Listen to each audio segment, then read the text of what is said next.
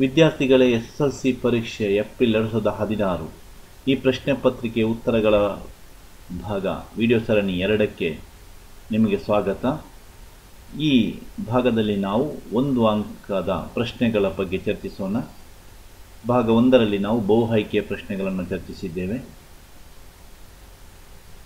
ಮೊದಲನೇ ಪ್ರಶ್ನೆ ಸಂಖ್ಯೆ 9, ಏಕೆಂದರೆ 1ರಿಂದ 8ರವರೆಗಿನ ಪ್ರಶ್ನೆಗಳು ಬಹು ಆಯ್ಕೆಯ ಪ್ರಶ್ನೆಗಳಲ್ಲಿ ಬಂದಿವೆ. ಈಗ ಪ್ರಶ್ನೆ ಸಂಖ್ಯೆ 9, ಗಣ ಯು ಸಮ 1, 2, 3, 4, 5 ಮತ್ತು ಎ ಗಣ ಸಮ 2, 4, 5 ಆದರೆ ಎ ಡ್ಯಾಶ್ ಅನ್ನು ಕಂಡುಹಿಡಿಯಿರಿ. ಅಂದರೆ ಎಯ ಪೂರಕ ಗಣವನ್ನು ಕಂಡುಹಿಡಿಯಿರಿ. ನಾವು ಯು ಸಮ 1, 2, 3, 4, 5 ತೆಗೆದುಕೊಂಡಿದ್ದೇವೆ. ಹಾಗೂ ಎ ಸಮ 2, 4, 5 ಇದು ಕೊಟ್ಟಿರತಕ್ಕಂತಹ ಗಣ, ಇದು ವಿಶ್ವಗಣ.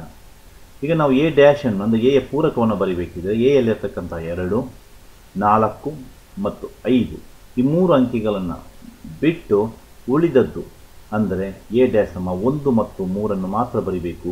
ಇದು ಎಯ ಪೂರಕ ಗಣ. ಪ್ರಶ್ನೆ ಸಂಖ್ಯೆ 10, ಎಫ್ ಆಫ್ ಎಕ್ಸ್ ಸಮ 2x ವರ್ಗ ಪ್ಲಸ್ 3x ಪ್ಲಸ್ 2 ಆದರೆ ಎಫ್ ಆಫ್ 2ರ ಬೆಲೆ ಕಂಡುಹಿಡಿಯಿರಿ.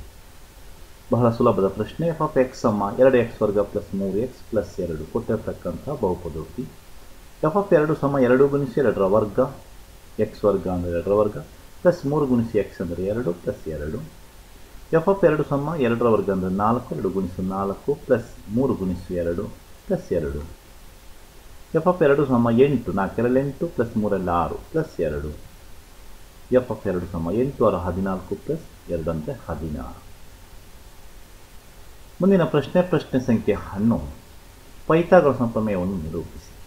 ಪೈಥಾಗೊರಸ್ನ ಪ್ರಮೇಯ: ಒಂದು ಲಂಬಕೋನ ತ್ರಿಭುಜದಲ್ಲಿ ವಿಕರ್ಣದ ಮೇಲಿನ ವರ್ಗವು ಉಳಿದೆರಡು ಬಾಹುಗಳ ಮೇಲಿನ ವರ್ಗಗಳ ಮೊತ್ತಕ್ಕೆ ಸಮ. ಒಂದು ಲಂಬಕೋನ ತ್ರಿಭುಜದಲ್ಲಿ ವಿಕರ್ಣದ ಮೇಲಿನ ವರ್ಗವು ಉಳಿದೆರಡು ಬಾಹುಗಳ ಮೇಲಿನ ವರ್ಗಗಳ ಮೊತ್ತಕ್ಕೆ ಸಮ. ಇದನ್ನು ನಾವು ಒಂದು ರೇಖಾನಕ್ಷೆಯಲ್ಲಿ ತೋರಿಸಿದರೆ ತ್ರಿಭುಜ ABC-ಯಲ್ಲಿ AC ಯ ಮೇಲಿನ ವರ್ಗ ಸಮ ABಯ ಮೇಲಿನ ವರ್ಗ ಕೂಡಿಸು BCಯ ಮೇಲಿನ ವರ್ಗ. AC ವರ್ಗ ಸಮ AB ವರ್ಗ ಪ್ಲಸ್ BC ವರ್ಗ. ಇದು ಪೈಥಾಗೊರಸ್ನ ಪ್ರಮೇಯ.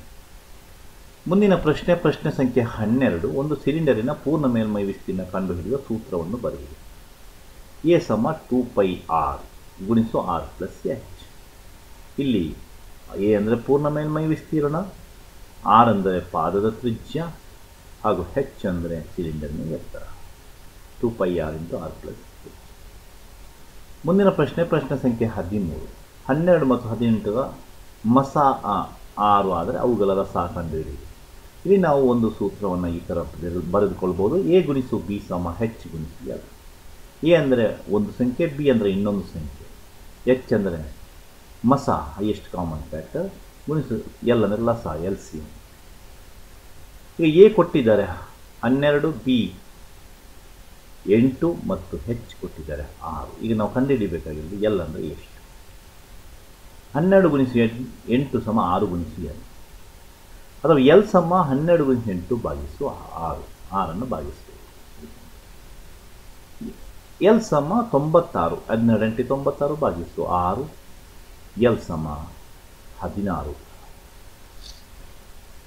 ಮುಂದಿನ ಪ್ರಶ್ನೆ ಸಂಖ್ಯೆ 14, 10 ಸೆಂಟಿಮೀಟರ್ ಮತ್ತು 4 ಸೆಂಟಿಮೀಟರ್ ವ್ಯಾಸವುಳ್ಳ 2 ವೃತ್ತಗಳು ಪರಸ್ಪರ ಬಾಹ್ಯವಾಗಿ ಸ್ಪರ್ಶಿಸಿದಾಗ ಅವುಗಳ ಕೇಂದ್ರಗಳ ನಡುವಿನ ದೂರವನ್ನು ಕಂಡುಹಿಡಿಯಿರಿ. ಕೇಂದ್ರಗಳ ನಡುವಿನ ದೂರ ಬಾಹ್ಯವಾಗಿ ಸ್ಪರ್ಶಿಸಿದಾಗ ಡಿ ಸಮ r ಪ್ಲಸ್ r ಆಗಿದೆ. ದೊಡ್ಡ ವೃತ್ತ ತ್ರಿಜ್ಯ ಪ್ಲಸ್ ಚಿಕ್ಕ ವೃತ್ತ ತ್ರಿಜ್ಯ. ಡಿ ಸಮ 10 ದೊಡ್ಡ ವೃತ್ತ ತ್ರಿಜ್ಯ ಕೊಟ್ಟಿದ್ದಾರೆ ಪ್ಲಸ್ 4 ಇನ್ನೊಂದು ತ್ರಿಜ್ಯ ಕೊಟ್ಟಿದ್ದಾರೆ. ಡಿ ಸಮ 14, ಕೇಂದ್ರಗಳ ನಡುವಿನ ದೂರ 14 ಆಗಿದೆ. ಇಲ್ಲಿಗೆ 6 1 ಅಂಕದ ಪ್ರಶ್ನೆಗಳನ್ನು SSLC ಪರೀಕ್ಷೆ 2016ರ ಪ್ರಶ್ನೆ ಪತ್ರಿಕೆಯಿಂದ ಉತ್ತರಿಸಿದ್ದೇನೆ. ಮುಂದಿನ ಭಾಗದಲ್ಲಿ 2 ಅಂಕದ ಪ್ರಶ್ನೆಗಳನ್ನು ನೋಡೋಣ. ಧನ್ಯವಾದಗಳು.